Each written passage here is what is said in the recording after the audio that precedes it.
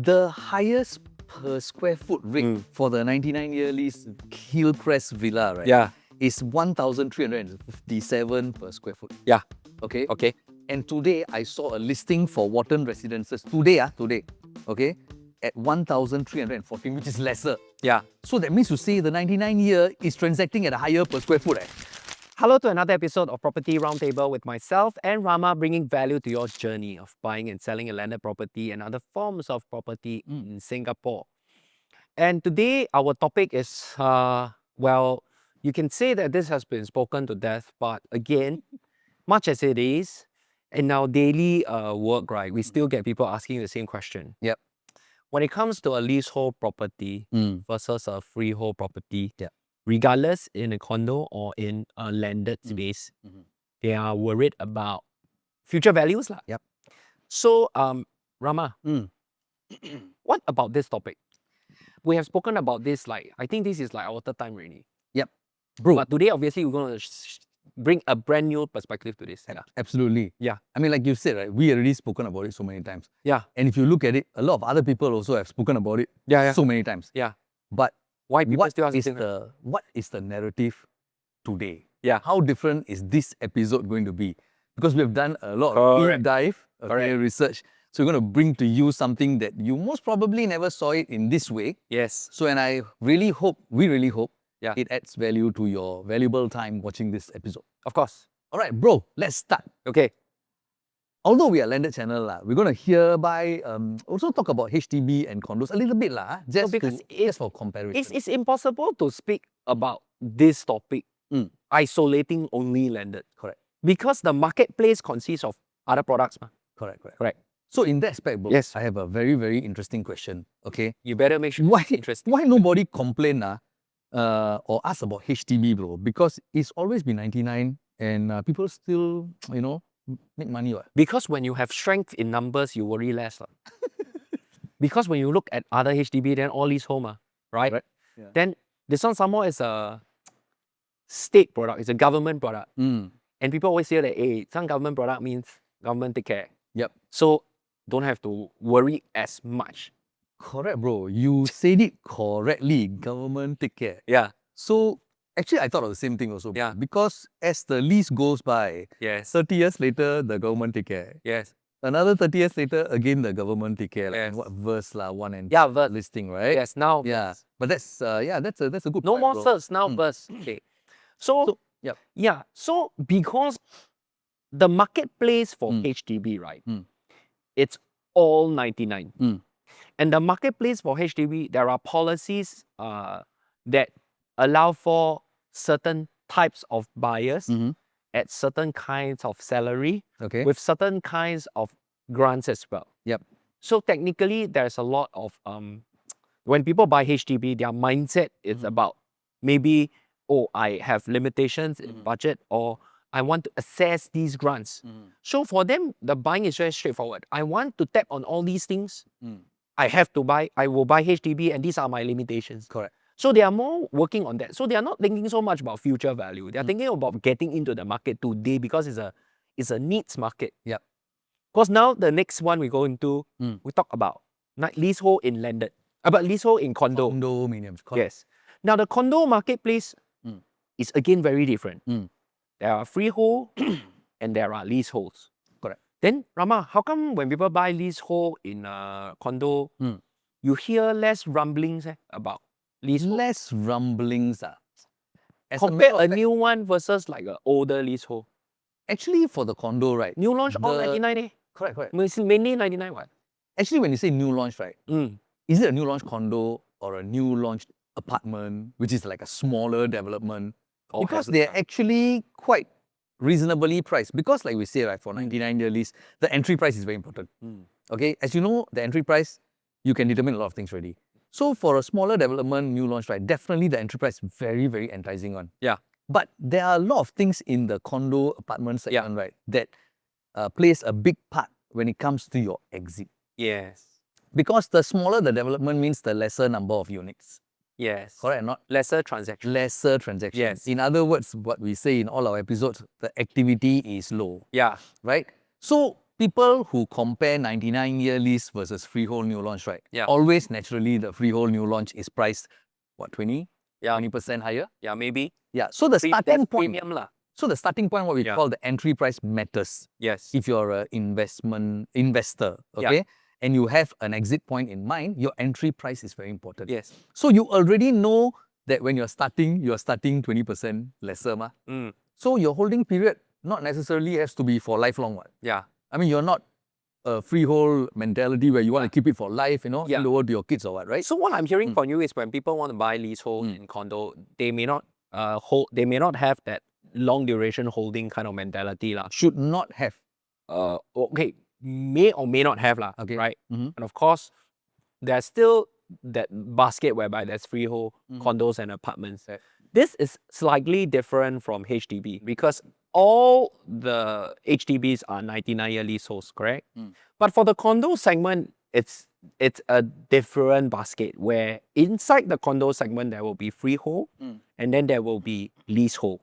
There will be older properties that are freehold and there will be newer properties that are freehold. That's right. And there will be older properties that are leasehold in condo and there are older newer properties in leasehold in condo. So in this particular segment, right, it's a bit different.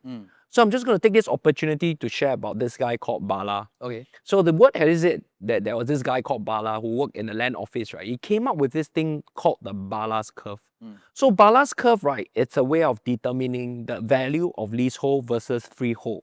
So in 1970, this was introduced to determine, right, what is the value of leasehold versus freehold. Why leh? It's not so much to take as a scientific formula to calculate and punch and say that, hey, this property left 60 years, then I just take versus a freehold, I just multiply that way. It was more for topping up of leasehold. But there's only one thing that I want to point out to our viewers out there is that when we talk about Bala's curve, right, which is like the benchmark of determining leasehold decay lah, like how much is the value, right? So for a fresh 99-year leasehold, it will be 96%. For a 30-year-old property, which has balance lease of 60 years, it will be 80% of freehold value. And for 60-year-old property with a balance lease of 30 years, it will be 60%. But if you look at it all, right, it is a function of a percentage of freehold value. So when people are concerned about the decaying lease, right, just always remember that the freehold value also grows, ma. So a percentage of a growing value, right, means the leasehold values will also rise, ma. Correct. And recently in one viewing, somebody asked this same question to me, and I said, just in jest, that if we talk about decaying lease, right, in HDB all 99, right? So now HDB sell more expensive or cheaper than 10 years ago. Naturally, inflation caused the price movement. I mean, the market also determines the whole thing. So it's not all about... Yeah, but then I'm also very curious, ma. When these people buy the older leaseholds in HDB, right, how come they got no concern? Because the government, like we said, will take care of... Actually, maybe they have concern. Yeah. But it's always okay to err together in a big group and not be the only one alone. Right. It's easier to make a mistake with a big group of people than to make the right decision alone because you need to be damn brave. So on the contrary, when you look at buying a, let's say, leasehold inside, say the landed segment, it is also your perspective of what you take or what you believe the future value will be and also the barriers of entry in the market. That's right. Today. So Rama, I'm sure 99-year leasehold being leasehold, right? There are other factors that may help with buying a leasehold. Correct. You mentioned before that, say for example, being near to a school. So you can still buy and then it's near to a good school. And then the value will still hold, right? That's true. That's absolutely true, bro. But Yeah. again, when you're buying a leasehold property, right, to me personally, there is a holding period. Like you mentioned in the balance table, right?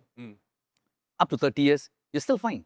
Because I still feel that if you're one of those who bought in the early days, right? Yeah. And your exit, you already plan it already, you most probably will not be making a loss. As a matter of fact, there are some examples that we'll be discussing in this episode, right? Yeah. Where both the freehold and 99-year leasehold started on almost around the same time. Almost the same. And fast track 10 to 15 years, Yeah.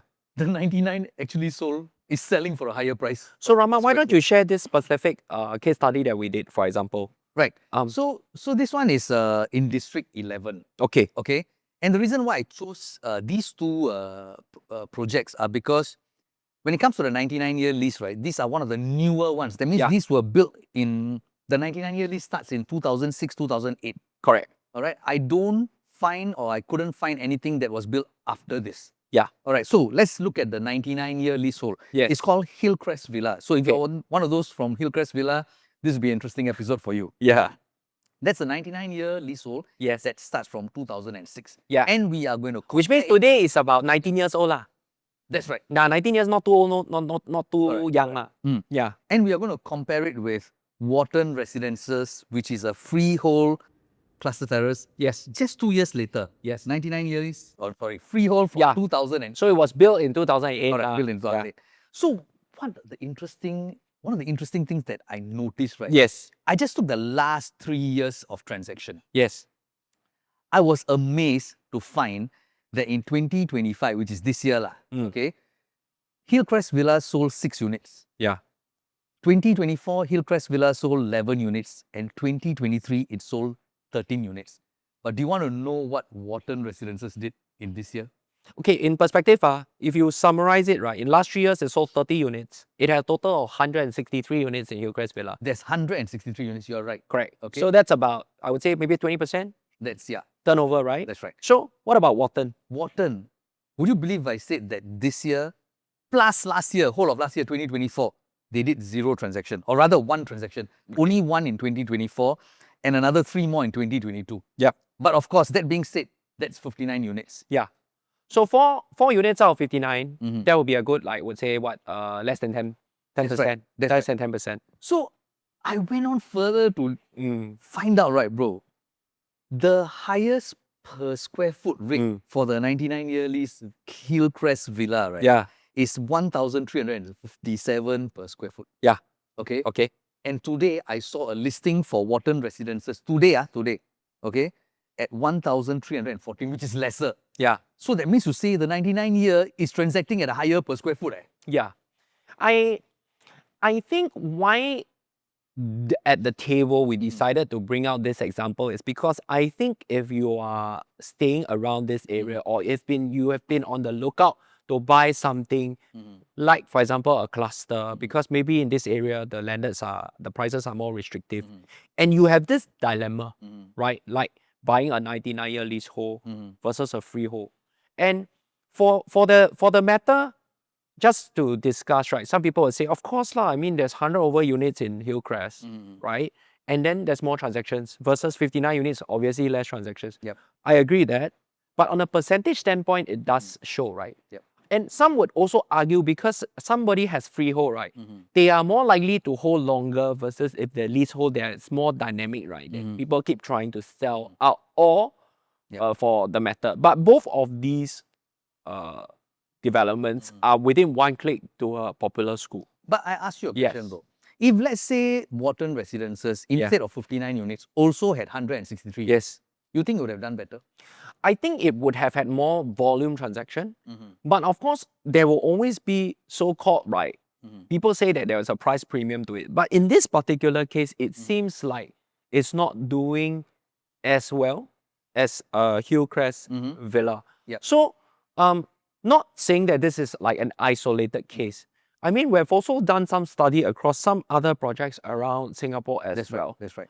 But it's just too much to share. Yep. But we'll be flashing some of the names of some of these projects. Correct. Or even areas, for example, like Riverina is landed cluster. This one area. Loyang Villa is one area. Correct. These are all leasehold as well. Yep. And you will find that in one of our episodes we mentioned before about Pasir Ris. Like Pasir Ris is one of the older leasehold landed in Singapore that are from the 70s. Correct. So if that is, I would say, one of the benchmarks, notwithstanding those like 20 years or 15 years type we still have those as well. So part of the research, right? Okay, because we started with this Wharton Residences and Hillrest Villa, which were built in the early 2000s, 2006 to 2008. Yeah. So as we went down the ladder, okay, the next one was like, the Chancery Residences in 2004, and then Spring Hill, Chuan Drive, all this in 2001. And then, of course, you have residences at Novena Arca at 2000. D Manor, you mentioned. Yes. 1997. Villa Verde, 1997. Saraka Villas, all right? And then Riverina, Pasir Ris, okay, 1996. As a matter of fact, 1997 and 1996 saw the growth of a lot of 99-year lease cluster houses. Yes, correct. Yeah. No, And or other- even landed, Even- pure landed. Yeah. And actually, at some of our viewings, right, we had already mentioned this to a lot of our clients that actually on a leasehold, right, you compete on a equal footing because these are era-centric products where they were built around those times and after which was not replicated. There no longer was a lot of like leasehold landers that are in the market.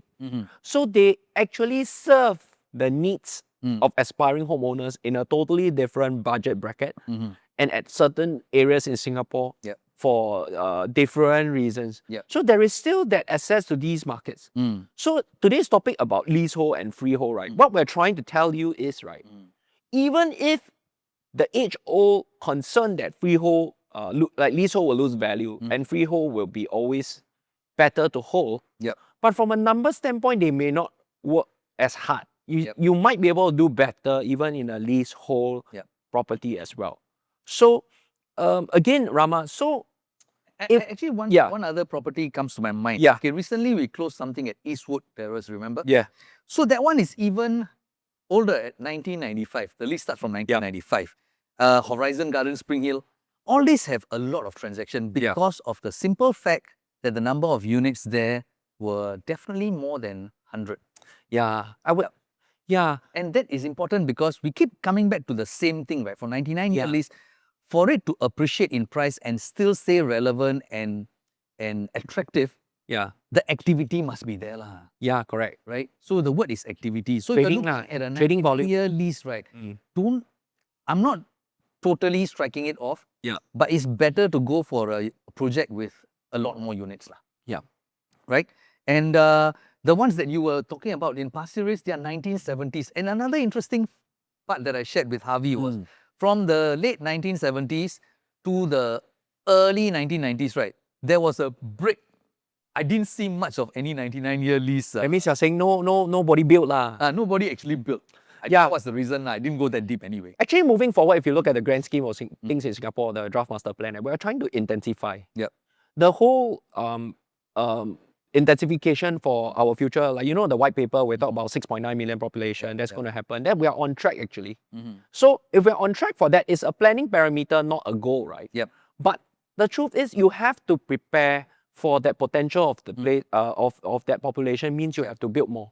So there's a likelihood that a lot of intensification comes in going upwards and sideways, means that there are more and more units being built, ideally in public housing and also in condo. So landed, again, right, it's not the priority. Even cluster homes are no longer the priority. In the change of the planning parameters, there needs to be more green within a cluster development as well, which means actually a decrease in footprint of like the built up. So does that? So it's not lucrative already, for the developer build. It's not lucrative. But then does that mean because it's no longer available, it becomes attractive? I mean, the rarity factor plays a part. But is that going to outbeat the concern of leasehold? That is for the individual to decide. I think what you correctly mentioned just a while ago is the draft master plan. That means the transformation story that sits around these properties helps a lot more. So it is about choosing the right 99-year lease project to put your foot into. Like we said earlier on, one of the comparisons of Hillcrest and Wharton residences, we have done many more comparisons in different estates, different districts. But of course, we can't do that all in one episode. So if you are from any one of those 99-year leasehold projects, maybe you want to get in touch with us and we will give you the research. We will give you done, we will give you the perspective of how you stand, how you should market yourself versus how it's being sold as a traditional product. Again, at the table, right, we talk about landed market for the last 2 years plus. What we've tried and continue to do is to shape the mindsets of perspective towards this segment. Because there's not enough transactions and there's not enough new products to cause a lot of like changes in perspectives. how we have shifted from people expecting a 3-bedder to be 1,200 square feet to today, right, as small as a 700 square foot unit, right? It's because the revolution of the condo market has allowed the consumers to see new products. But in the landed segment, we don't see any new products, which means that we continue to be boxed up in our way of saying that, oh, we buy something has to be this. Yep. But the truth is the profile of the buyers that we're dealing with are younger today. They no longer are within that bracket. Yep. They do not think nor behave like how the old buyers are like. Yep. They didn't come from families that have a landed house. If they could have, then they would have inherited it. They are new buyers. They are all buying things with their own money. They are new buyers, and the way they look at leasehold landeds or the way they even look at freehold landeds are very different. Yeah. We have also transacted leasehold properties for young buyers as well. So they are the way they see things are very different. So given that we've done all that research, if you happen to be a seller in one of these estates and you want to know what's a better way for you to look at certain things and how to bring value to your product, right? Feel free to contact us. Actually, there's one more important thing I think we missed. Yes. Which I would love to bring to the viewers' attention. Yeah, bro. Like how Harvey started this episode, or rather how we both started the HDB market, right? Very simple. Okay, you don't need to worry because the government take care lah. Yeah. Okay, when it comes to condo, Yeah. all right. Importantly, when a lease decaying thing is involved, at least the MCST, the subsidiary proprietors, can come together to on block. They think like, right? Yeah. So now come to landed, bro. Yeah. So landed, how do they do it? Landed How do they do it? Wow, this one's another topic, like, bro. Anyway, but in a nutshell, you have to gather a group of people in a so-called landed enclave that has plot ratio. Right. Rule number 1. Okay. If they have plot ratio, they can build higher, they can intensify, which then brings premium. If they are all going to be in a landed estate and it's a mixed landed, you got bungalows and you got terraces, assume a group of them all come together, right? They have to rebuild into like new landed to replace. Correct. So the premium won't be high if you are leasehold because they need to spend money to top up the leases. So if you are thinking about all these things in depth and it's going to have mental paralysis when it comes to buying something, look for us. Because seriously, the topic is too big to talk about. But when the questions you all come and ask, right, it's like you're trying to defend your own purchase decisions, right? You don't operate alone. When it comes to en bloc, right, it's a bigger market, it's a bigger game plan. So if you are looking into that depth, right, then you talk to us because that can't be addressed in an episode. Absolutely. Okay. That's the topic by itself, bro. Yes. But I like it how you're confused, lah. So they definitely have to call us really. Okay. Because even I'm confused right. Yeah, okay. So if you like what you watched so far, do subscribe and share with your friends and see you in our next episode.